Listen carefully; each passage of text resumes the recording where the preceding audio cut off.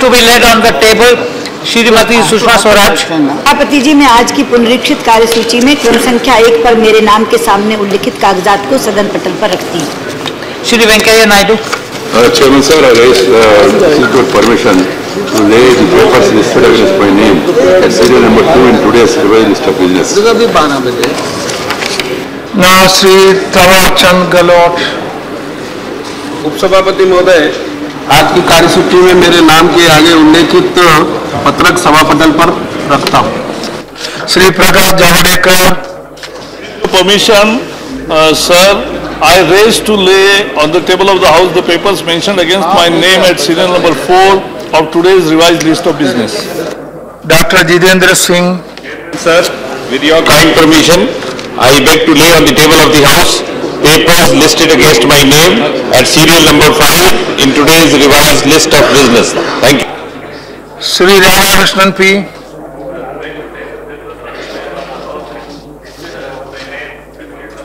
In today's revised list of business. Why, the minister, you go back and sit? Come to the front and sit. Huh? Now, Sri Sudarshan Bhagat. उपसभापति महोदय, मैं कार्य विभाजन की सूची में क्रम संख्या 07 पर अपने नाम के सामने सूचीबद्ध दस्तावेजों को संसद के पटल पर रखने की अनुमति चाहता हूँ। Thank you. Statements by ministers. Dr. Jitendra Singh. Chairman sir, with your kind permission, I beg to make a statement regarding the status of implementation of recommendations contained in the 242nd report of the Department related to Parliamentary Standing Committee on Science and Technology, Environment and Forests on demands of grant 2013-14 pertaining to the Department of Space. Thank you, sir. Thank you. Sri Kiran Rijiju. With your permission, Chairman sir, I beg to make a statement as mentioned against my name at serial number 2 in today's revised list of business of the House. Thank you. Now, motion for election to the National Shipping Board. Sri Nitin Jayaram Gadkari. With your permission, sir, Deputy Chairman, on behalf of Sri Gadkari ji, I move the following motion that in pursuance of Clause A of subsection 2 of Section 4 of the Merchant Shipping Act 1958, 44 of 1958, lead with Rule 3 of the National Shipping Board Rules 1960, this House do proceed to elect in such a manner as Chairman may direct 2 members from amongst the members of the House to be members of the National Shipping Board with effect from the date of its reconstitution due on 1st September 2014. Now, motion moved. Those in favor, please say aye. Those against, please say no. I think the ayes have it. The ayes have it. The ayes have it. Motion is adopted. Thank you, sir. Now we will start further discussion on the general budget. The issue to raise, sir. Sir, just no, please. Sir, no, I have allowed Sri Chaturvedi. You sit down.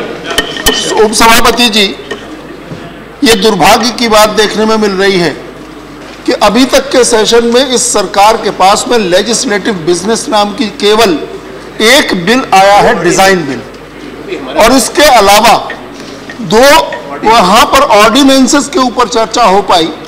इतने दिन गुजर गए और अभी भी इस सरकार के पास कोई लेजिस्लेटिव बिजनेस नहीं है जो ये सरकार यहां लेकर के आ सके। इसकी तैयार नहीं साहब, इसलिए नहीं, I am worried about because the fact that so many important bills are pending in this house for last from the previous session. 35-38 bill हमारे बाकी पड़े हैं, उन पर कोई चर्चा नहीं हो रही है। ये सरकार क्या कर रही है, कैबिनेट में फैसला नहीं ले पा रही है, डिसीजन नहीं ले पा रही है। मैंने तो सुना यहां तक है कि ये हाउस प्रीमेच्योरली इसको ये सैनिटाइज कराना चाहते हैं। प्रधानमंत्री की विजिट, श्रीमान, इनके प्रधानमंत्री की विजिट जो चाइना होने वाली थी, इनकी सरकार की तैयारी न होने के कारण ये भी सुनने में आ रहा है कि वो भी कैंसिल हो रही है। ये सरकार कैसे काम कर रही है?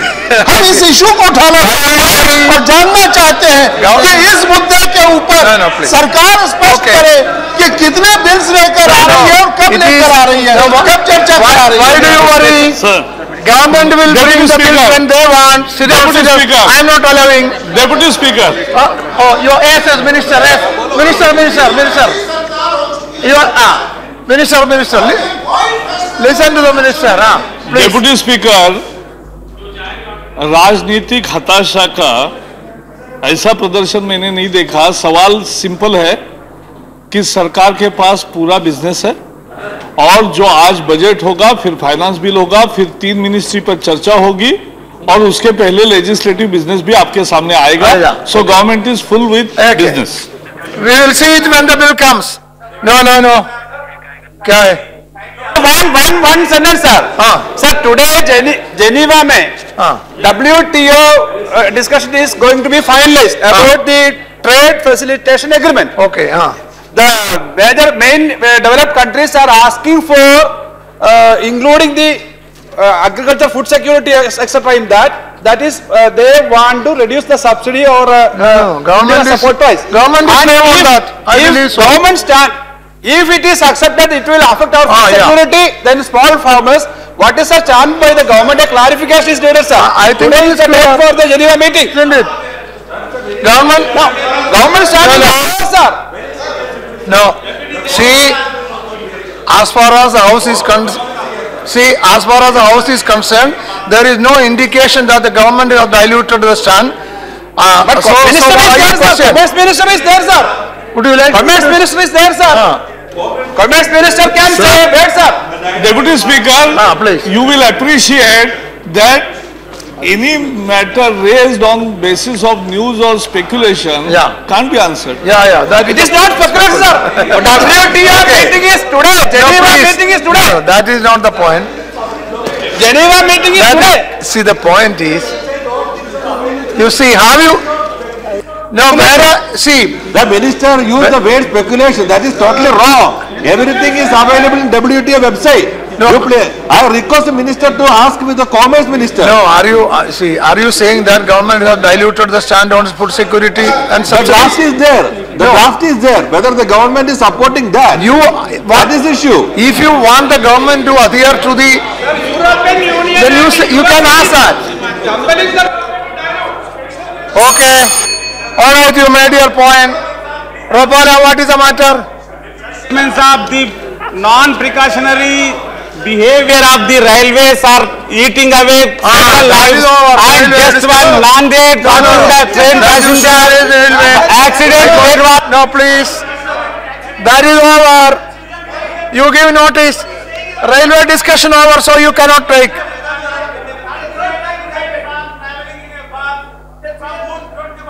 Just died on the spot at 8:30 a.m. today, and it has occurred due to the unmanned rail crossing and this is an emergent point, and the negligence on the part of the railways are creating such havoc. So I need to bring through your notice to the attention of the union government, and this has created and the even relief measures.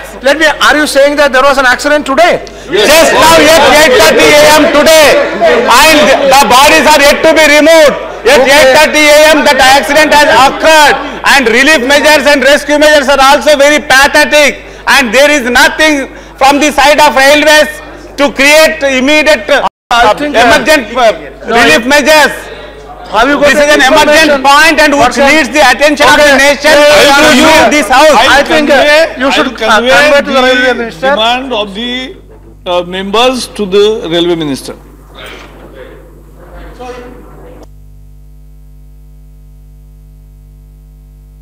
One thing, say, I hope the government will come back with a statement. That I have not said. I will communicate. Communicate, yes. You communicate this much. That the chair respects. The house respects. I said statement. What happened and what action is being taken. Now, I take up the discussion. Sri Jugul Kishore. Sri Jugul Kishore. What is the matter?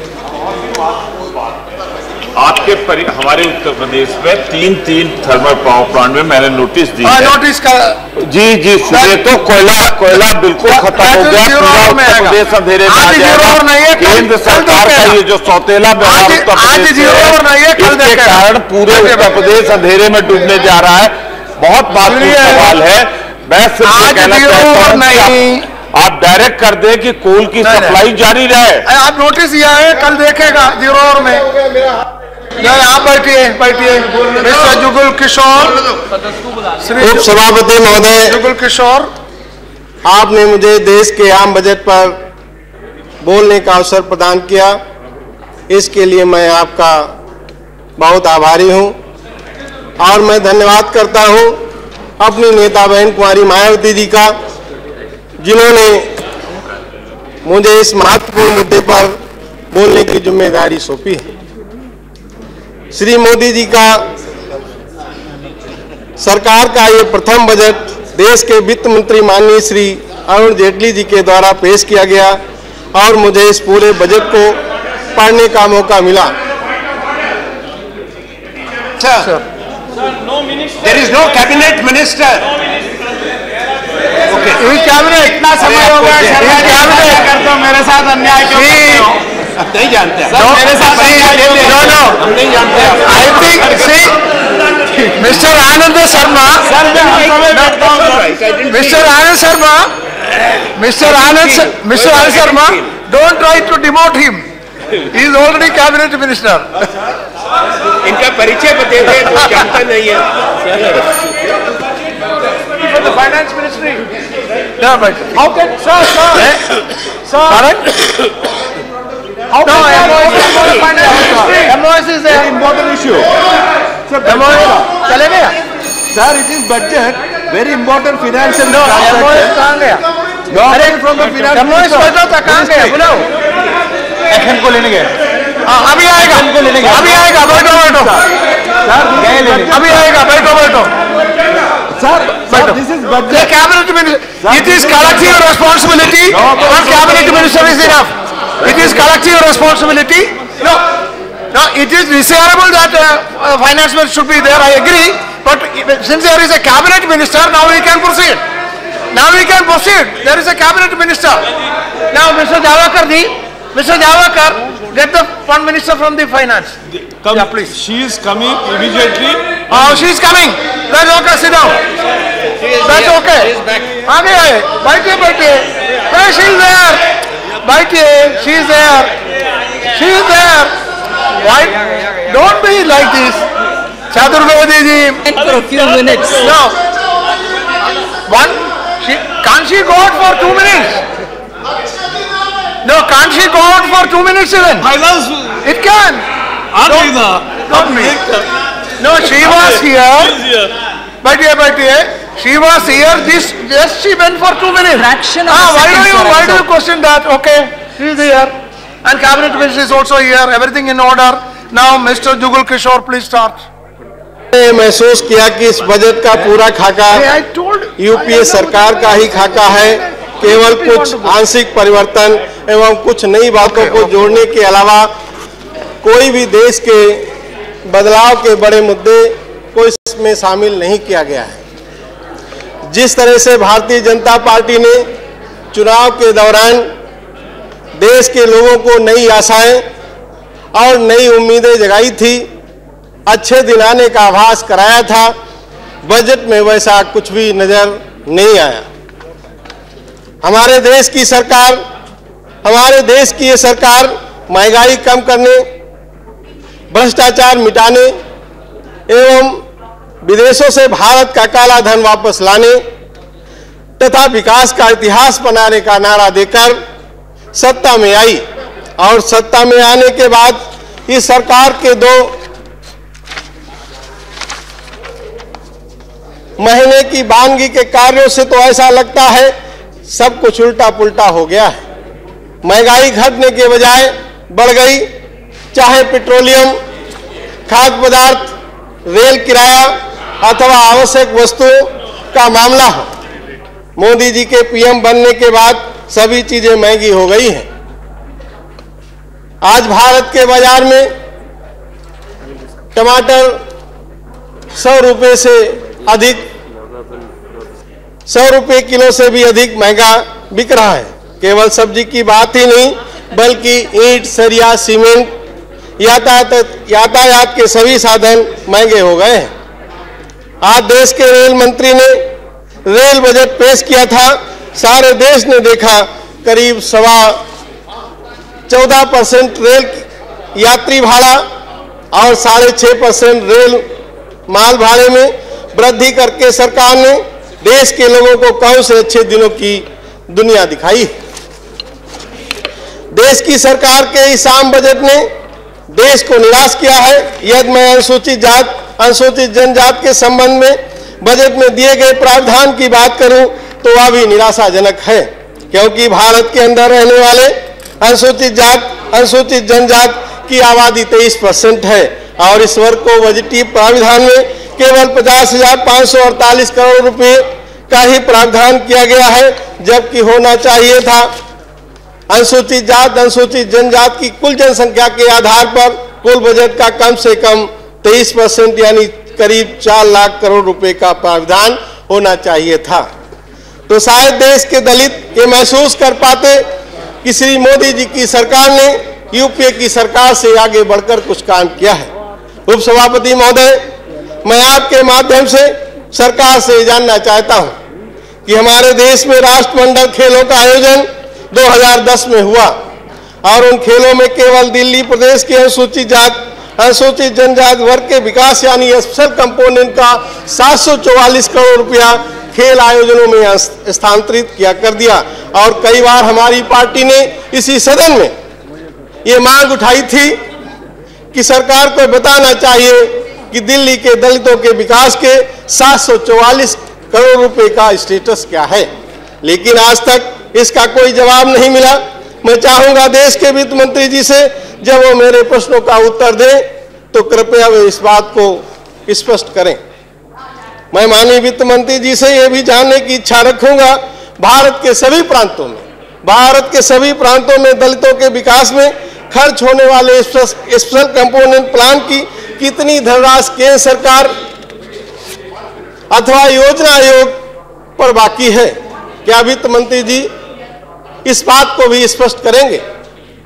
मुझे इस बात की जानकारी है जिस प्रकार से दिल्ली प्रदेश में दलितों के विकास की धनराशि राष्ट्रमंडल खेलों में स्थानांतरित की थी, उसी प्रकार अन्य प्रदेशों में भी स्पेशल कंपोनेंट प्लान की धनराशि का दुरुपयोग हुआ है।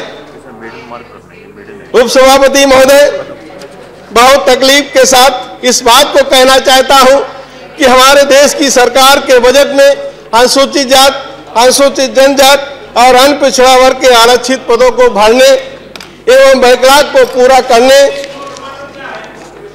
पूरा करने पर सरकार ने कोई गंभीरता नहीं दिखाई है, जबकि मैं सदन के संज्ञान में लाना चाहता हूं अकेले केंद्रीय विभागों में 60,000 से ज्यादा पद रिक्त हैं, भर्ती होने की प्रक्रिया शून्य है और न जाने देश के अन्य प्रदेशों में कितना कोटा रिक्त पड़ा है, लेकिन सरकार का ध्यान दलितों को रोजगार देने की तरफ बिल्कुल नहीं है।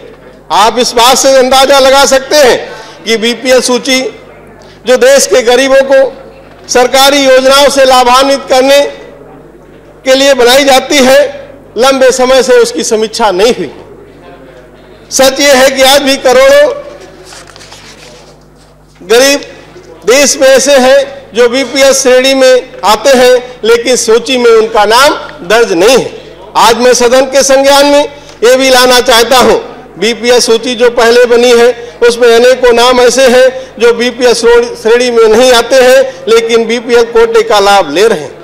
क्या सरकार एक समय सीमा निर्धारित करके बीपीएल सूची की समीक्षा कराकर वास्तविक गरीबों को बीपीएल सूची में शामिल करने की प्रक्रिया को पूरी करेगी? अब अगर हम बजट में आवासीय व्यवस्था की बात करें तो सरकार ने कोई बड़ी योजना इस संबंध में घोषित नहीं की।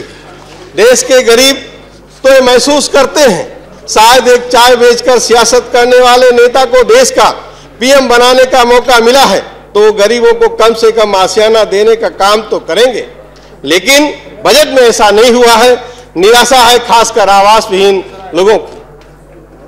मैं यहां पर ये बताना चाहता हूं कि सरकार की अगर इच्छा शक्ति मजबूत होती तो देश के करोड़ों लोगों को कम से कम समय में आशियाना मिल सकता था। उत्तर प्रदेश की निवर्तमान मुख्यमंत्री आदरणीय बहन कुंवारी मायावती जी का शासन हमने देखा है।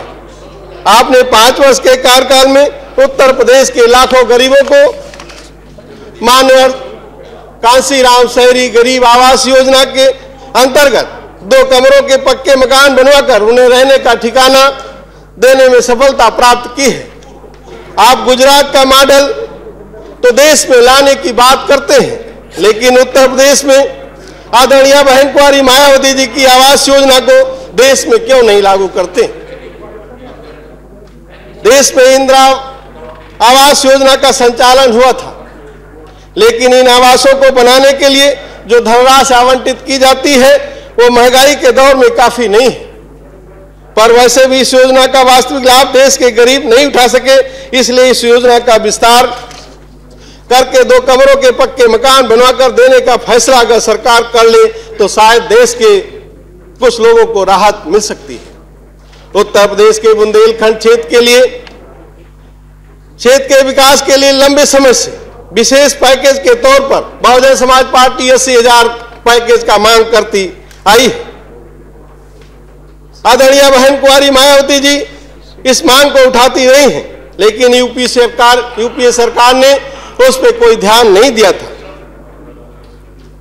लेकिन मैं चाहूंगा एनडीए की सरकार को बुंदेलखंड के विकास के लिए बहुजन समाज पार्टी की पुरानी मांग को स्वीकार करके जितना जल्द हो सके 80,000 करोड़ का पैकेज देने का निर्णय ले। वैसे भी उत्तर प्रदेश के हालात अच्छे नहीं है, विकास पूरी तरह से ठप हो गया है। रोजगार की कोई नीति सरकार लागू नहीं कर सकी, सूखे से किसान प्रभावित हैं, बढ़ते हुए अपराधों से तो पूरे प्रदेश की जनता भयभीत है। एनडीए सरकार को उत्तर प्रदेश की बदहाली पर और बढ़ते हुए अपराधों पर ध्यान देना चाहिए। मैं देश के दलित छात्रों की बड़ी समस्या सरकार के सामने रखना चाहता हूं कि केंद्र सरकार से दलित बच्चों के शैक्षिक विकास के लिए जो धनराशि वजीफे के तौर पर दी जाती थी वो आज बाधित है। चाहे हम उत्तर प्रदेश की बात करें, हरियाणा जम्मू कश्मीर की बात करें, सभी प्रदेशों में दलित छात्रों को वजीफा नहीं मिल पा रहा है, जिसके कारण उन्हें अग्रिम कक्षाओं में प्रवेश नहीं मिल पा रहा है, ना ही वे छात्र अपनी पढ़ाई रख पा रहे हैं। मैं सरकार से मांग करता हूं कि देश भर के अनुसूचित जनजाति के छात्रों को वजीफे की धनराशि महंगाई के हिसाब से शीघ्र दिलाना सुनिश्चित करें तथा इन वर्गों के छात्रों को विद्यालय में आवासीय व्यवस्था दिलाने पर भी विचार करें। भारतीय संविधान में केंद्र सरकार अथवा प्रदेश सरकार के शिक्षण संस्थानों में प्रवेश हेतु आरक्षण की व्यवस्था तो है, लेकिन आज देश ये महसूस करता है कि इन वर्गों को निजी व्यवसायिक शैक्षिक संस्थाओं में भी आरक्षण की व्यवस्था करनी चाहिए ताकि निजी शैक्षणिक संस्थानों में पढ़ाई के समान अवसर प्राप्त हो सके। बहुत दिनों से देश के दलितों ने इस मांग को उठाया कि उच्च न्यायालय, सर्वोच्च न्यायालय तथा सेना में भी आबादी के अनुपात में आरक्षण की व्यवस्था होनी चाहिए, लेकिन सरकार ने इस पे कोई ध्यान नहीं दिया। और मैं तो कहूंगा केवल न्यायपालिका और सेना ही नहीं बल्कि मीडिया के क्षेत्र में भी दलितों का आरक्षण होना चाहिए। केंद्र सरकार के उच्च विभाग विशेष तौर पर संयुक्त सचिव, विशेष सचिव, प्रमुख सचिव जैसे पदों पर दलितों की भागीदारी शून्य है। मैं चाहूंगा कि नई सरकार केंद्र सरकार के विभाग के प्रमुख पदों पर भी दलितों को आरक्षण का अवसर प्रदान करे।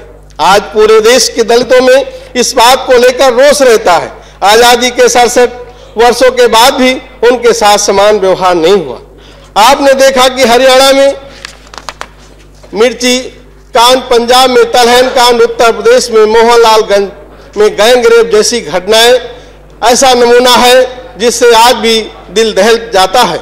सारी सरकारें दलितों के वोटों पर राज करती हैं, लेकिन जब उनके खिलाफ होने वाले अत्याचार, बलात्कार, हत्या और उत्पीड़न की घटनाएं होती हैं तो सरकार चुप बैठ जाती है।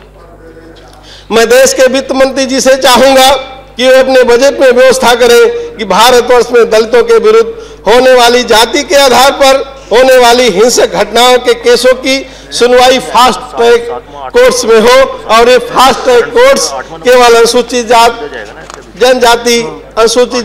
जनजाति वर्गों के साथ होने वाले घटनाओं की सुनवाई के लिए ही हो। आज हमें बहुत तकलीफ होती है जब हमारे वाल्मीकि समाज के भाई और बहन अपने हाथों से सफाई यहाँ तक कि मलमूत्र भी उठाने का काम करते हैं। उनको आज तक स्थायी कर्मचारी नहीं माना गया। आज भी उन्हें ठेकेदारी प्रथा के आधार पर बंधुआ मजदूर बनाकर रखा गया है। लेकिन यहाँ पर मैं ये भी कहना चाहता हूँ, अभी जब बजट पर बहस हो रही थी, सत्ता पार्टी के एक सांसद जी सफाई मजदूर के विषय में बात कर रहे थे कि हमने इतनी व्यवस्था की, लेकिन मुझे दुख के साथ कहना पड़ता है, देश की आजादी के 67 साल गुजर जाने के बाद उनकी स्थिति इस आजाद भारत में गुलामों जैसी बनी हुई है। आज उनके लिए, आज जो उन्हें ठेकेदारी प्रथा पे उन्हें नौकरी में रखा गया काम करने के लिए, आज तक उन्हें रेगुलाइज नहीं किया गया। इस दिल्ली प्रदेश में भी मैंने देखा कि वो 8,000 पे आज नौकरी करते हैं। क्या ये दयनीय दशा नहीं है? लेकिन फिर भी अपनी पीठ थपथपाने में पीछे कि केंद्र सरकार के लोग नहीं रहते हैं और आंसू बहाते हैं कि वाल्मीकि समाज के लिए मैंने बहुत किया है। इसलिए मैं कहना चाहूंगा, उत्तर प्रदेश के तत्कालीन मुख्यमंत्री आदरणीय बहन कुमारी मायावती जी को धन्यवाद देना चाहता हूं कि उन्होंने उत्तर प्रदेश की राजनीति में एक इतिहास इस बात के लिए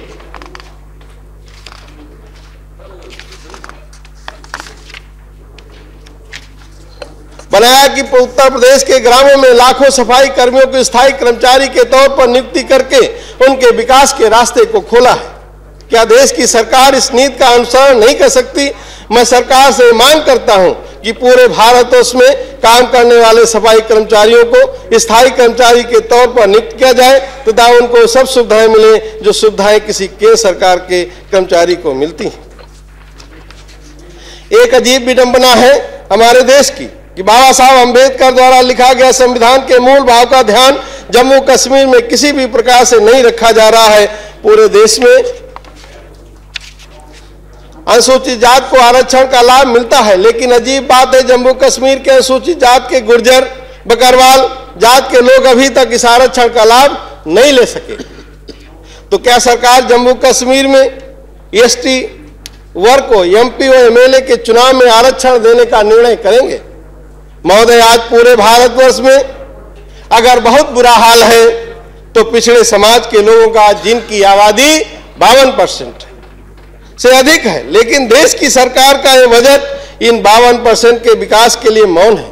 क्या कसूर है इनका जब काका कालेलकर आयोग एवं बीपी मंडल आयोग अपनी अनुशंसा में ये स्पष्ट कर दिया कि देश के इस वर्ग के पिछड़े वर्ग के हालात बहुत बदतर हैं, तो क्या सरकार को इन पर ध्यान नहीं देना चाहिए? ना तो इन वर्गों के लोग राजनीति में हैं, ना बड़ी सर्विस में, ना उद्योगों में है। हालात इस देश में इन पिछड़े वर्गों की ही हो गई कि इनको जीवन जीने में कठिनाई हो रही। 27% रिजर्वेशन देने का कानून देश में बना, लेकिन वह भी सब प्रदेशों में लागू नहीं हुआ। उत्तर प्रदेश जैसे कुछ प्रदेशों में तो आरक्षण की व्यवस्था का लाभ मिला, लेकिन बाकी प्रदेशों में नहीं मिल रहा। सबसे अफसोस की बात तो यह है, देश में कम से कम 7 ऐसे प्रदेश हैं जिनमें अभी तक पिछड़े वर्गों की सूची नहीं बनी। इससे सदन ये अंदाजा लगा सकता है किस तरह से पिछड़े वर्ग को 27% आरक्षण से वंचित रखा जा रहा है। मैं सरकार से मांग करता हूं, देश की आधी से अधिक आबादी वाले इस समाज के बारे में भी कुछ सोचें। इनको भी इनकी आबादी के हिसाब से बजट में धनराशि का आवंटन करें। पिछली सरकार ने जाति आधार जनगणना करने का कार्य प्रारंभ किया था, जिसे वर्ष 2013 में पूरा होना था, लेकिन अभी तक उस जनगणना का क्या हुआ मालूम नहीं। क्या वित्त मंत्री जी इस पर टिप्पणी करेंगे? हमें देश के धार्मिक अल्पसंख्यक एवं सामान्य वर्ग के गरीबों की भी चिंता करनी चाहिए। और सच तो यह है कि धार्मिक अल्पसंख्यक आज अपने आप को देश से कुछ कटा कटा सा महसूस कर रहे हैं। और मैं विशेष तौर से मुस्लिम समाज की बात कहूं तो चाहे यूपीए की सरकार रही हो या एनडीए की, दोनों ने इनकी अनदेखी की है। आज देश की आबादी मुस्लिम समाज की कम से कम 18-20% है, उनके लिए फंड केवल 100 करोड़ रखा गया, जो विडंबना है। सच्चर कमेटी रिपोर्ट एवं रंगनाथन रिपोर्ट कब सरकार के सामने आई, अभी तक क्यों नहीं उस पर काम हुआ? सारा देश इस बात को जानता है कि सच्चर कमेटी में इस बात का जिक्र हुआ है कि धार्मिक अल्पसंख्यक वर्ग की स्थिति दलितों से भी बदतर है और सर्वोच्च न्यायालय ने भी इस पर टिप्पणी की है। फिर सरकार क्यों नहीं जागती? हमारी पार्टी तो इस मत की भी समर्थक है। यह सरकार धार्मिक अल्पसंख्यकों, सामान्य जात के गरीबों को आरक्षण देने का कोई प्रावधान करती है तो हम सबसे पहले उसका समर्थन करेंगे। अंत में मैं अपनी बात को समाप्त करते हुए अपील करता हूं, देश के नौजवानों एवं किसानों को हमें नहीं भूलना चाहिए, क्योंकि ये वह वर्ग है जो देश के लोकतंत्र को चलाता है। अतः मेरी सरकार से अपील है कि इस बजट में आवश्यक संशोधन करके जो तथ्य मैंने अपने भाषण में रखे हैं उन्हें शामिल करें। देश के दलित, पिछड़े, अल्पसंख्यक एवं सामान्य वर्ग के गरीब लोगों को जीने के नए रास्ते खोलें। धन्यवाद। जय भीम। ओके, धन्यवाद श्री किशोर जी। श्री हरिवंशी नारायण सिंह, हरिवंशी नारायण सिंह, मेडन स्पीच है इसलिए तो 15 मिनट मैक्सिमम 15 मिनट। आप जब कहेंगे सर मैं बैठ जाऊंगा, लेकिन मेरा आग्रह होगा कि मेरी बात आप पहली बार रखने दें। माननीय सभापति जी, सबसे पहले आपके प्रति कृतज्ञता। दुनिया के सबसे बड़े लोकतंत्र के सम्मानित मंच से मेडन स्पीच देने का मौका देने के लिए आपके और हमारी पार्टी जनता दल यू के नेता माननीय नीतीश कुमार जी और माननीय शरद जी के सौजन्य से यह अवसर मुझे मिला है, इसलिए पुनः आभार के साथ अपनी बात आरंभ में स्पष्ट कर दूं। बजट बनाने के लिए मौजूदा सरकार को बहुत कम समय मिला। कुछ एक उल्लेखनीय चीजें उन्होंने जरूर की है। गांवों में, स्कूलों में टॉयलेट्स बनाने पर धन का आवंटन अच्छा किया है, अधिक किया है, इसका हमें एहसास है। पर रचनात्मक आलोचना का मकसद कि यह सरकार अपने दिखाए सपनों की राह से न भटके, इसलिए इनके हित में आलोचनात्मक मूल्यांकन। चुनाव में प्रचार के बल जो आपने माहौल बनाया तो लगा कि एक नई सुबह दस्तक दे रही है। हिंदी के एक बड़े कवि हुए मुक्तिबोध, उनकी एक पंक्ति मुझे याद आई, एक पांव रखता हूं तो 1000 राहें फूट पड़ती हैं। लगा कि किसी समाज और देश के जीवन में यह घड़ी कभी आती है जब हम ऐतिहासिक बदलाव के दरवाजे पर खड़े होते हैं। पर budget is the most important economic instrument of political ideology. आपके बजट आने के बाद क्या हुआ? उन राजनीतिक सपनों को साकार करने का सबसे प्रभावी कारगर माध्यम तो आपका बजट ही था। पर बजट के बाद जो लोग उम्मीदों के शिखर पर छलांग लगा रहे थे, उन विशेषज्ञों की 4 टिप्पणी सभापति जी मैं आपके माध्यम से रखना चाहूंगा। A Chidambaram budget with saffron lipstick, दूसरा मोदीज टू सेफ बजट, तीसरा Jaitley dons a PC mask, चौथा यूपीए थर्ड बजट। ऐसा हुआ क्यों? शायद इसलिए कि आपकी राजनीति के अनुरूप आपका आर्थिक दर्शन साफ नहीं है। इतिहासकार टानवी ने कहा था कि भविष्य के लिए इतिहास दृष्टि देता है।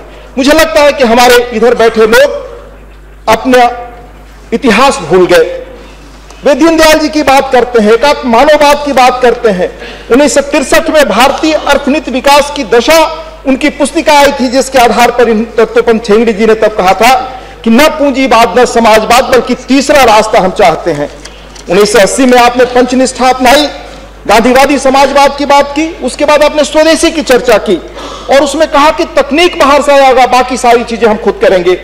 पर ये सब चीजें करते हुए अपने अतीत में आज आप एफडीआई में मुक्ति का रास्ता देख रहे हैं। वैचारिक स्पष्टता आप में नहीं है, इकोनॉमिक फिलॉसफी आपकी साफ नहीं है। संदेश तो साफ है, आप और अधिक निजीकरण की ओर जाना चाहते हैं और बाजारवाद को लाना चाहते हैं, पर देंग सियाओपिंग की तरह आप में कहने का यह साहस नहीं है कि बिल्ली काली हो या सफेद, वह चूहे को पकड़ने की ताकत रखती है। यानी आर्थिक विकास का रास्ता यह है। दूसरी ओर इस देश में रास्ता था एक पुराना, आज लोग भूल गए होंगे गांधी के अनुयायी जेसी कुमारप्पा को। कभी याद करना चाहिए जेसी कुमारप्पा को, जिनकी शताब्दी हाल में मनाई गई। कुछ एक वर्षों पहले जब वो गांधी से मिले तो किस तरह से अमेरिकन सूटेड बूटेड व्यक्ति के रूप में थे और गांधी के इकोनॉमिक थॉट के सबसे बड़े चिंतक के रूप में आए। उनकी पुस्तक थी capitalism, socialism and villagism. Economy of permanence दूसरी किताब थी। उन्होंने भी तीसरे रास्ते की तलाश की बात की थी। हमारे दाहिनी तरफ बैठे लोग जो गांधी के वारिस रहे, 91 में वो रास्ता भूल गए, शायद कुछ मजबूरी रही होगी। स्पष्ट है कि इन लोगों ने भी तीसरे रास्ते की तलाश छोड़ दी और आपने तो छोड़ी दी। आप दोनों आज वैचारिक धरातल पर एक जगह खड़े हैं, मार्केट इकोनॉमी के धरातल पर खड़े हैं। इसलिए बात हो रही है कि यह बजट जो है ये इधर का बजट है, यूपीए थर्ड का बजट है या एनडीए का बजट। मित्रों, इतिहास बनाने का मौका कभी कभी मिलता है। मैं मानता हूं कि आपके पास इतिहास बनाने का मौका था। आज 91 के बाद हालात बदल गए हैं। 91 में बाजार मार्केट इकोनॉमी की बात हो रही थी, आज समाज ही बाजार बन गया है। मार्केट इकोनॉमी और बीइंग ए मार्केट सोसाइटी दोनों में फर्क है। सर, मैं दो किताबों का उल्लेख करना चाहूंगा जिस पर आज दुनिया में आर्थिक विकास का मॉडल क्या है उस पर बहस चल रही है। द पावर ऑफ लेस, यानी कम से कम साधन में हम कैसे खुशी से रह सके, और दूसरा the moral limits of markets. मैंने इसलिए उल्लेख किया कि जिस महात्मा ने हमको आजादी दी उस व्यक्ति के विचार को आज दुनिया अपना रही है। आपने यह मौका गंवा दिया और आप किस राजनीति की ओर चल पड़े। मैं मानता हूं कि राजनीति की दो धाराएं हैं। पहला मैकियावेली, जिन्होंने कहा था अतीत में किया गया वायदा तब की राजनीतिक जरूरत थी, वर्तमान में वायदा खिलाफी आज की राजनीतिक जरूरत है। मित्रों, मैकियावेली 15वीं शताब्दी में उन्होंने कहा साधन और साध्य का कोई अर्थ नहीं, किसी तरह सत्ता पाओ, कुछ भी कहकर पाओ। लेकिन एक व्यक्ति 400 वर्षों बाद हुआ जिसने कहा नहीं, साधन और साध्य का मामला। महात्मा गांधी, और उन्होंने राजनीति को दिशा दी। लाल बहादुर जी के बाद कांग्रेस उससे भटकने लगी। इससे समाज में राजनीतिक 60% संकट आया, क्रेडिबिलिटी क्राइसिस। और आपने सरकार बनाने के वक्त जो वायदे किए थे उस पर नहीं चल करके आपने उस क्रेडिबिलिटी क्राइसिस को राजनीतिक संस्थाओं के प्रति, राजनीतिक दलों के प्रति और बढ़ा दिया है। आपके यह निष्कर्ष मेरा क्यों है? किसी दुर्भावना बस नहीं। न मैं अर्थशास्त्री हूं, न विशेषज्ञ। मेरे जीवन का बड़ा हिस्सा ग्रासरूट लेवल पर गुजरा है। गांव, देहात, जंगल, पहाड़ों में पत्रकारिता करते मैं अपने अनुभव के आधार पर सर यह कह रहा हूं। मैं कुछ झलक देना चाहता हूं कि आपके घोषणा पत्र में क्या था और बजट में क्या है। घोषणा पत्र में शिक्षा पर सरकारी खर्च को बढ़ाकर सकल घरेलू उत्पाद का 6% करने का उल्लेख है, पेज नंबर 36। साथ में कहा गया कि इसमें निजी क्षेत्र को जोड़कर खर्च क्यों बढ़ाया जाएगा, जबकि बजट में आवंटन 3.5% के आसपास है। कहना और करना दोनों का पहला फर्क। घोषणा पत्र में कहा गया था कि ऐसे कदम उठाए जाएंगे जिससे कृषि क्षेत्र में लाभ बढ़े। यह सुनिश्चित किया जाएगा कि लागत का 50% लाभ हो। पृष्ठ 44 घोषणा पत्र पर। बजट तो इस पर पूरा चुप ही है। कृषि उत्पादों के लिए न्यूनतम समर्थन मूल्य की कोई चर्चा नहीं है, नहीं स्वामीनाथन कमेटी का कोई उल्लेख है। कृषि क्षेत्र में कैसे बेहतर ग्रोथ हो इस दिशा में भी आपने कोई बड़ा कदम नहीं उठाया। आज देश में हरित क्रांति की जरूरत है। पहली हरित क्रांति पंजाब, हरियाणा आदि राज्यों से आई थी, लेकिन दूसरी हरित क्रांति पूर्वी भारत में लाने की जरूरत है। जहां पानी ज्यादा है, यह इलाका बाढ़ या सुखाड़ से प्रभावित रहता है। यह फ्लड कंट्रोल पर करोड़ों रुपए खर्च करना अकेले राज्यों के बस की बात नहीं है। बिहार जैसे राज्य में पड़ोसी देश से भारी मात्रा में छोड़े गए पानी के कारण बाढ़ की स्थिति पैदा होती है। इसलिए केंद्र सरकार को आगे बढ़कर राज्यों को सहयोग करना चाहिए। इतना ही नहीं, इन राज्यों में भंडारण की सुविधा भी नहीं है। गोदामों के अभाव में पूर्वी भारत के राज्यों में बड़ी मात्रा में साग सब्जी बर्बाद हो जाते हैं, जिससे किसानों को घाटा होता है। घोषणा पत्र में सर आपने कहा था कम पानी से सिंचाई की तकनीक को बढ़ावा देने और पानी के संसाधनों के बेहतर इस्तेमाल की कोशिश की जाएगी। कोट कर रहा हूं सर, पेज नंबर 44।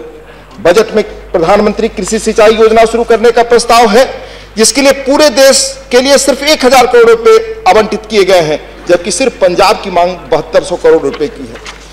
तीसरा, घोषणा पत्र में आपने कहा कि सहकारी क्षेत्र को बढ़ावा देने का हर संभव प्रयास किया जाएगा। पृष्ठ नंबर 47 पर इस मद में किसी राशि का आवंटन नहीं है। घोषणा पत्र में आपने कहा यह दुर्भाग्य की बात है कि आजादी के इतने वर्षों बाद भी अल्पसंख्यकों का एक बड़ा समूह, विशेषकर मुस्लिम समुदाय, लगातार गरीबी रेखा के नीचे जीवन यापन कर रहा है।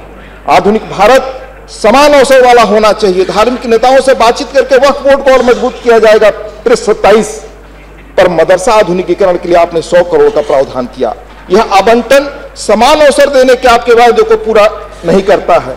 देश की करीब 20% आबादी की बेहतरी के लिए धन पर्याप्त नहीं है। सर, मैं ऐसे अनेक उदाहरण मेरे पास है, पर समय कम होने के कारण मैं उनका उल्लेख नहीं करना चाहता कि आपने बजट में कहा क्या और किया क्या। मैं उल्लेख करना चाहूंगा माननीय वित्त मंत्री के 10 जुलाई के भाषण का एक अंश। उन्होंने कहा, भारत के लोगों ने निर्णायक रूप से परिवर्तन के लिए वोट दिया है। यह निर्णय लोगों के यथास्थिति के प्रति गुस्सा दर्शाता है। भारत निसंकोच रूप से विकास करना चाहता है। गरीबी रेखा से नीचे रहने वाले व्यक्ति स्वयं को गरीबी के सांप से मुक्त कराने को इच्छुक हैं। जिन्हें जटिल चुनौतियों से उभरने का मौका मिल गया, वे आकांक्षावान हो गए हैं। वे अब नव मध्य वर्ग का हिस्सा होना चाहते हैं। यह राष्ट्र बेरोजगारी, अपर्याप्त बुनियादी सुविधाएं और संरचना के अभाव और उदासीन अभिशापन झेलने के मूड में नहीं है। लेकिन क्या बदलाव किया है नई उम्मीदों को पैदा करने वाली सरकार ने? बजट में साफ है कि सरकार ने निजी क्षेत्र के विकास पर काफी गहराई से सोचा है। यही बात सोशल सेक्टर के लिए लागू नहीं है। हेल्थ, एजुकेशन, फूड सब्सिडी पर तो सही अर्थों में खर्चे घटेंगे, क्योंकि मुद्रास्फीति और महंगाई की दर 10% रही है। उस अनुपात में सामाजिक क्षेत्र के इन महत्वपूर्ण क्षेत्रों में कितना आवंटन बढ़ा है? इलाज कराना सबसे महंगा काम है। अस्पताल उद्योग बन गए हैं। दुनिया के प्रमुख देश तकरीबन 5% बजट आवंटन स्वास्थ्य के लिए रखते हैं। हमने 1.5% से आगे हम बढ़ नहीं पाए। अभी 2 दिनों पहले मैंने खबर देखी कि हकीकत यह है कि आज एक नेताई अफसर पर सालाना स्वास्थ्य खर्च है 5,000 रुपए, जबकि एक ग्रामीण पर खर्च है 180 रुपए। इस विषमता का हल बजट में नहीं है। हमने बजट में IIT, IIMN ऐसे संस्थानों के लिए प्रावधान किया, लेकिन प्राथमिक और माध्यमिक शिक्षा के लिए बहुत कम आवंटन है। दूसरा, शिक्षा के गिरते स्तर को हम दोष नहीं देते, पर दुनिया की मशहूर बहुराष्ट्रीय कंपनियां अपने यहां से निकल रहे 70% MBA और इंजीनियरिंग ग्रेजुएट्स को अनएम्प्लॉयबल कहते हैं। हमारा शिक्षा का स्तर किस तरह गिर रहा है कि हम एक लंबी कतार अनएम्प्लॉयड लोगों की खड़ा कर रहे हैं। JC बोस, PC राय, CV रमन, रामानुजम जैसे लोगों की संख्या अब समाज में घट रही है सर, क्योंकि हम सेंटर ऑफ एक्सीलेंस खड़ा नहीं कर पा रहे हैं। दुनिया में जो सर्वश्रेष्ठ संस्थाएं हैं उनमें हमारी संस्थाओं की गणना नहीं हो पा रही।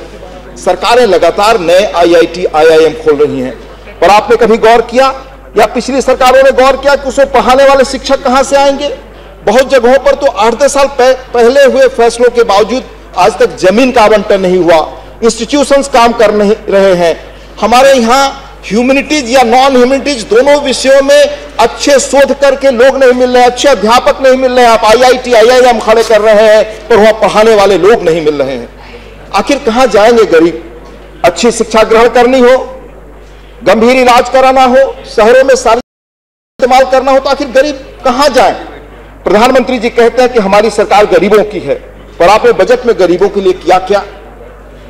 मैं देश के पूरब के हिस्से से हूं।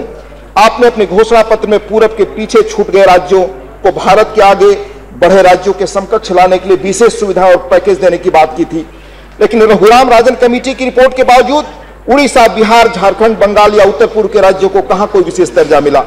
विशेषज्ञ कहते हैं मानव विकास सूचकांक या आर्थिक विकास की दृष्टि से ये इलाके पीछे छूट गए हैं। केंद्र सरकार के भेदभाव के कारण गरीब सबसे अधिक इन्हीं इलाकों से है। पर आम बजट हो या रेल बजट, आवंटन सबसे अधिक पश्चिम के राज्यों को मिलता है। साफ है कि यह बजट जो लोग पहले से प्रभावी हैं, उद्यमी हैं, सक्षम है, उनकी ही चिंता करता है। जो गरीब है, पीछे छूट गए हैं, उनकी नहीं। बिहार जैसे इलाकों को पिछड़ा कैसे रखा गया? मैं अतीत में नहीं जाना चाहता सर, पर इसी सरकार के जिम्मेदार मंत्री श्री पीयूष गोयल जी ने शुक्रवार को प्राइवेट मेंबर बिल के संदर्भ में बिहार के पिछड़ेपन को वहां के मानस से जोड़ा था। मैं स्पष्ट करना चाहता हूं कि आर्थिक पक्षपात और भेद करने वाली नीतियों का इतिहास पलट लीजिए, तथ्य साफ हो जाएंगे। फ्रेट इक्वलाइजेशन से लेकर दूसरे देशों से आने वाली बाढ़ ने बिहार जैसे राज्यों को तबाह किया। उसी बिहार को अवसर मिला तो उसने क्या कर दिखाया? रंगराजन कमेटी का आकलन है कि बिहार में 2009-10 से लेकर 2011-12 के बीच गरीबी का अनुपात महज 2 वर्ष में 1/3 कम हुआ। महज 2 वर्ष में भारत के किसी अन्य राज्य के मुकाबले सबसे तेज गति से। अब तक सबसे अधिक गरीब बिहार में रहते थे। इस रिपोर्ट के अनुसार अब छत्तीसगढ़ में है। हिंदुस्तान टाइम्स ने 8 जुलाई 2013 को प्रमुखता से खबर छापी कि Bihar records highest dip in poverty ratio. मैं याद दिलाना चाहूंगा कि 60 के दशक में प्रमुख चिंतक, राजनीतिक विश्लेषक सचिता बाबू ने किताब लिखी थी कि कैसे बिहार को इंटरनल कॉलोनी बना दिया गया। पर उसको ठीक करने के लिए एक व्यक्ति ने प्रयास किया, नीतीश कुमार जी ने विशेष राज्य दर्जा का अभियान चलाया। 1.25 करोड़ लोगों ने दस्तखत करके इसके लिए कोशिश की, पर हालात वही रहे। आज क्या बिहार की स्थिति मैं कहना चाहूंगा, बिहार मॉडल के पीछे कोई कॉर्पोरेट ताकत होती तो आज दुनिया में वो जाना जाता, क्योंकि 5 वर्षों में बिहार ने जो समावेशी विकास किया है वो देश में किसी और राज्य ने शायद न किया। पर बिहार को हमने कहा छोड़ा। आज जब मैं दक्षिण बिहार से मैं उत्तर बिहार की तरफ जाता हूं पटना से, तो सिर्फ मुझे एक पुल दिखाई देता है, और दूसरे राज्यों में आप चले जाए तो क्या हालात हैं, क्या इंफ्रास्ट्रक्चर है। पूरे गंगा पर साउथ से नॉर्थ जाने के लिए 4 पुल 66 वर्षों में बिहार में बने। बिहार बिहार सरकार और 6 पुल अपने से बना रही है। मैं ये कहना चाहता हूं सर कि इस तरह के भेदभाव की नीति का अगर अंत किया जाए तो शायद देश में हालात बदले। माननीय सभापति जी, कुछ और चीजें मैं चर्चा करना चाहूंगा आज जो देश, समाज और व्यवस्था के लिए सबसे बड़ी चुनौती है। आबादी की बाढ़। आज दुनिया की आबादी का 17.5% हिस्सा भारत में है, जबकि क्षेत्रफल के लिहाज से हमारा प्रसार दुनिया के 2.4% हिस्से में है। 3-4 वर्षों पहले केसरौली ग्रुप से जुड़े थिंक टैंक ने रिपोर्ट दी थी, इंडिया डेमोग्राफिक सुनामी। रिपोर्ट के मुताबिक 2020 तक भारत में शहरी आबादी 23% से बढ़कर 40% हो जाएगी। यानी 28.5 करोड़ से हम 54 करोड़ पहुंचने वाले हैं। अगले 25 वर्षों में अनुमान है कि देश की आबादी 35 करोड़ तक बढ़ सकती है। बढ़ती जनसंख्या के खाद्यान्न की स्थिति, नौकरियों की संख्या, घर की संख्या, बिजली, सड़क, इंफ्रास्ट्रक्चर की स्थिति पर कोई फ्यूचर प्लान नहीं है। सर, मैं अगली चीज कहना चाहता हूं युवकों के रोजगार के बारे में। 4 तथ्य हमारे पास हैं, चारों आंकड़े, जिससे निकलता है कि काफी बड़ी संख्या में 10 से 15 करोड़ युवा आज हमारे बेरोजगार हैं, पर उनके लिए कोई नया रास्ता खुलता आज दिखाई नहीं दे रहा है ताकि यह बेरोजगारी दूर हो सके। उसके साथ मैं जोड़ना चाहूंगा कि एक तरफ ग्रास रूट लेवल पर यह कठिन चुनौतियां हैं, तो दूसरी तरफ एक चिंताजनक प्रवृत्ति दिख रही है। किसानों की आत्महत्या की तो हम बात करते हैं, पर मामूली उद्यमी जो बैंकों से लोन लेकर के अपनी जिंदगी में नया बदलाव चाहते हैं, ऐसे लोग भी बड़े पैमाने पर आत्महत्या कर रहे हैं। इस जुलाई के प्रारंभिक सप्ताह में एक बड़ी खबर छपी। No, please. How do I make the time management? So many speakers. Sir 2 minute और आप बोलने को कहें तो मैं इजाजत। Maiden speech 15 minutes. मैं ये कहना चाहता था कि आज नौजवानों में और आत्महत्या करने की प्रवृत्ति बढ़ रही है अपने फेलियर से। So many people are controlling. यह मार्केट इकोनॉमी की देन है सर। और कभी ब्रिटेन में जो ये हालात हुए तो ब्रिटेन की संसद ने इस पर समिति बनाई कि क्रेडिट कार्ड जनरेशन की स्थिति क्यों हो रही है। आज अपने देश में इस तरह के हालात बहुत पैदा हो रहे हैं। मैं कहना चाहूंगा, बल्कि आगाह करना चाहूंगा कि इस देश में जो तेजी से आर्थिक विषमता बढ़ रही है उसके बारे में हमें गौर करना चाहिए। 1991 देश के इतिहास में एक महत्वपूर्ण पड़ाव है। हमने लाइसेंस, कोटा, परमिट राज से कंट्रोल्ड इकोनॉमी, उदारीकरण की व्यवस्था को अपनाया, लेकिन इसके 2 सिंबल साफ दिखाई दिए, आर्थिक विषमता और क्षेत्रीय विषमता। मैं आगाह करना चाहता हूं आपके माध्यम से सरकार को, दुनिया में एक बड़ी महत्वपूर्ण किताब आई है जिस पर सारे पॉलिसी मेकर्स चर्चा कर रहे हैं, कैपिटल इन 21st सेंचुरी। 18वीं शताब्दी से 20वीं शताब्दी तक 2 वर्षों में पूंजी का मूवमेंट कैसे रहा, इसमें इसका अध्ययन है। भारत का भी है, उसका जाना, उसके लेखक जाने माने इतिहास अर्थशास्त्री कहते हैं के लिए कहाँ टाइम कहते हैं कि भारत के सिर्फ 1% अमीरों के पास राष्ट्रीय आय का 8 से 9% हिस्सा है। सर, यह आर्थिक विषमता गहराई से बढ़ रही है। मैं आपकी आज्ञा का उल्लंघन नहीं करना चाहूंगा, पर 2 चीजें और कहकर अपनी बात खत्म करना चाहूंगा, अगर आप इजाजत दें। इस बजट के बारे में मेरी टिप्पणी वही है जो कभी वेंकैया नायडू जी ने पिछले साल 2013-14 के भाषण में अपने कहा था। तत्कालीन सरकार के बजट पर broken promises and token allocations, words for the poor and डिड्स for the rich. दूसरी बात, हमारे माननीय वित्त मंत्री ने कहा pro rich and pro poor, पर व्यवहार या लोक जीवन में उतरता है क्या। 19 जुलाई को बिजनेस स्टैंडर्ड में खबर छपी, भारत में डॉलर बिलियनर्स की संख्या पिछले साल 46 से बढ़कर 56 हो गई है। एक वामपंथी अर्थशास्त्री मित्र कहते हैं भारत में 13 लोगों का संपदा 80 करोड़ के बराबर है। यह आर्थिक विषमता देश में नया सामाजिक दबाव पैदा करेगा। धन्यवाद। धन्यवाद। डॉक्टर आर लक्ष्मणन 15 मिनट, इसलिए 15 मिनट इसलिए बोला 15 minutes. That's why I said 15 minutes. If it is not maiden, only 5 minutes. Because it is maiden, 15 minutes. Okay? Honorable Deputy Chairman, sir, I rise to make my maiden speech on the Union Budget 2014-15. This being my maiden speech, it is my duty and responsibility that I acknowledge gratefully my leader, Honorable Amma, who has sent me to this temple of democracy. Man is a social animal. It is his social relation with other human beings that gives meaning for his existence. How can life be without relations?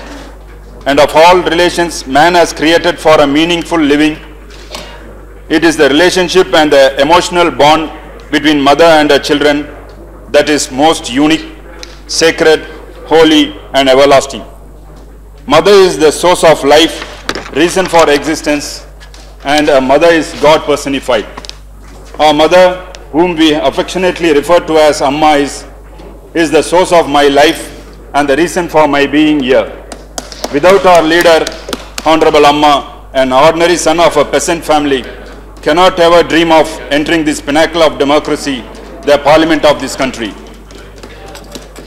Standing here, I respectfully pay my salutations to our Honorable Amma, whom the whole of the India now refers to as Amma, Honorable Chief Minister of Tamil Nadu, the General Secretary of my party. I will eternally be loyal, grateful to Amma's grace and blessings on me. At this moment of joy, I fondly remember the love and care of my parents, my beloved wife and children. Especially, I recollect the contribution of my teachers in Sacred Heart School, Viluppuram, and my medical UG and PG professors in Annamalai University. My friends, party cadres, and my colleagues in the parliament are also reason for me standing here now. And sir, now I come to the union budget presented by Honorable Finance Minister. First of all, I congratulate the leader of our house for presenting the first budget of Honorable Shri Narendra Modi-led government. I recognize that he had just few weeks to prepare the budget and he has inherited 10 years of financial anarchy primarily aimed at elections. The previous UPA government of Congress, DMK combined, pushed India to unprecedented corruption. History will always remember the worst ever corruption man could perform, which is the 2G spectrum allocation scam. The destruction of Congress. Sir, kindly, sir.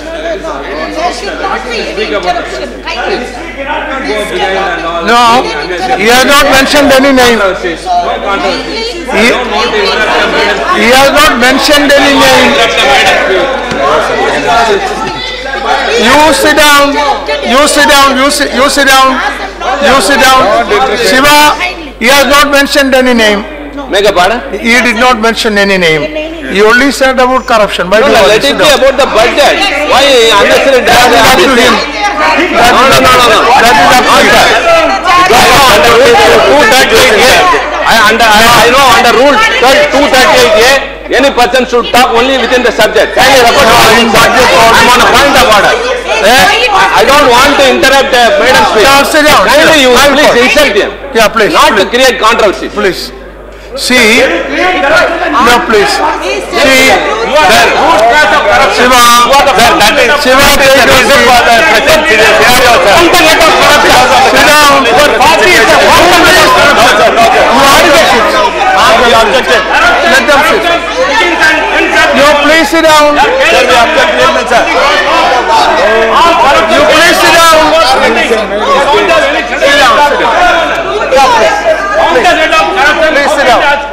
down. Please sit down. Please sit down. Mr. Shiva. You sit down. Mr. Shiva. No, Shiva. Sit down. I will deal with it. Maitriyan. I will. Mr. Maitriyan, sit down. Mr. Shiva, you are a vice chairman. You listen, Shiva. See, it's a budget discussion. Corruption can be discussed. Only thing is that name should not be taken. Thank you, sir. Thank you, sir. Party's name. Why party's name? Why party's name? No, please. I also say about your party. Your leader standing in the court. So many cases are pending in the court. You started corruption. No, please. Who started corruption? What is it? No, please. Only two. How many cases? How many cases? No, please. 15 years they are dragging cases. 15 years they are dragging corruption cases. No, please sit down. You are silent spectator, so we are speaking. He is accusing you also. Why you are only pitying us? Why pitying us? You don't have any feelings. You don't have any feelings. I am also. No, please. No, please. They are accusing you also. Please. Yes, please. Please. It's a maiden speech of the Honourable Member of Parliament. although he should also be very careful about the words he chooses. That is good advice for you. Words you use, and also try to. Sir, the fact we choose our words very carefully. Please. Now, Dr. Lakshmana, don't go to controversial issues. Try to speak on the budget. That's better for you. Today's situation. You see now the problem. Okay. So the destruction of Congress and decimation of Congress government was caused by the 2G spectrum scam, and many scams followed after that, which threw India to the miserable financial situations. It is indeed a difficult task for any government to set a new path, and I am happy the government under the leadership of Honorable Shri Narendra Modi has taken some specific initiatives through this budget to bring in financial recovery. I wish them all the best. Now coming to specifics, first I thank Honorable Finance Minister for the smart cities concept he had announced, and he has given one such city at Ponneri near Chennai. While replying, I expect the Finance Minister to enlighten the House what he means by smart cities and what will be the quantum of investment for each city. Second, a substantial amount of 2,037 crores have been allocated in the present budget for cleaning and conservation of River Ganges, and another 100 crores have been set aside for beautifying select river fronts. No doubt, River Ganges, on the banks of which the Indian civilization thrived, needs to be cleaned and conserved. But at the same time, water needs for states like Tamil Nadu should immediately attended to. Sir, Tamil Nadu does not have any perennial rivers. Our lifetime rivers originate elsewhere and flows through our state. It is a matter of great urgency that initiatives are taken to interlink Indian rivers. Tamil Nadu is highly dependent on water in River Kaveri for not only irrigation but also drinking needs. Government of India should allocate at least a portion of the money to strengthen the banks of River Kaveri.